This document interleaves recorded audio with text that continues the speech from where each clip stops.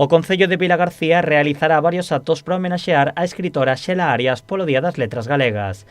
Dende a Concellería de Cultura resaltaron todos os ámbitos no que destacou a autora, que se dedicou á traducción, á docencia e á poesía. As actuacións comezarán o vindeiro venres cunha charla no auditorio na que se repasará a vida da escritora da man da súa amiga Clara Pino.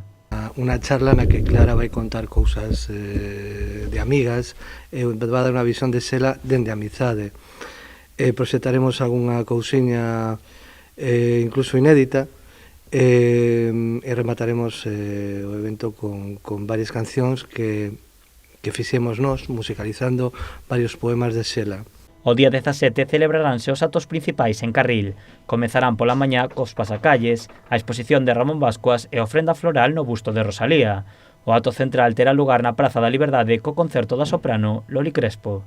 Que un concerto na Praza da Liberdade da soprano carrilexa Loli Crespo, co seu pianista habitual Alejo Amoedo, que presentan o seu último disco de baladas e zarzuela galega, Saudade da Alborada, que é un CD basado en textos de autores galegos como Rosalía de Castro, Curros Enríquez, Cabanillas e moitos outros. O mércores 19 terá lugar no Cineclub Adega a representación da película Lúa Vermella, de Lois Patiño.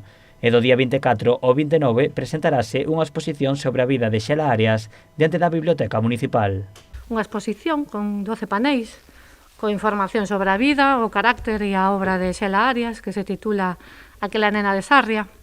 E trátase dunha exposición itinerante que está a percorrer toda Galicia, pero que chega a Vilagarcía así neste mes de maio hacia finais, gracias ao patrocinio do Xacobea 2021 da Xunta de Galicia.